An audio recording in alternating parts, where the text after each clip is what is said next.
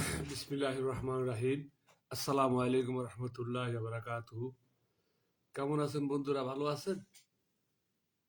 আমি আপনার দোয়া ভালো আছি। এখন রাত বাজে 5টা।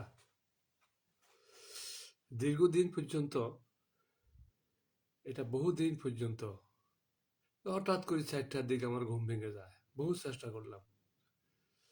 দেখুন না, আজকে বিষয় একটু খাজা জিয়ার জানাজা অনুষ্ঠান নিয়ে কিছু কথা বলবো। এই জানাজা অনুষ্ঠানে নাকি একটা অনাকাঙ্ক্ষিত ঘটনা ঘটেছে, একটা মানুষ মারা গেছে।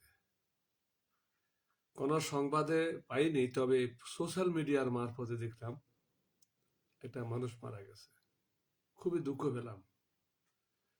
সে নাকি বাংলাদেশ আওয়ামী লীগের সমর্থক, মারা গেছে। যাক, ভূমিকার প্রথম বিষয়বস্তু বললাম। প্রথম বিষয়বস্তুটা এই জন্য বললাম, আজকে আমার এক ভাতিজা আমাকে বলল, আপনার লাইভের বক্তব্যটা খুব শুনি, তো সর্বপ্রথম যদি আপনি শিরোনামটা দিয়ে দেন তাহলে খুবই ভালো হয়। হ্যাঁ, দিলাম। ভাতিজা, শিরোনামটা দিলাম, তুমি খুশি হও। সবাই যে আমার এই লাইভ ভিডিও দেখবে, স্ট্রিমিং দেখবে, এটা আমি আশা করি না।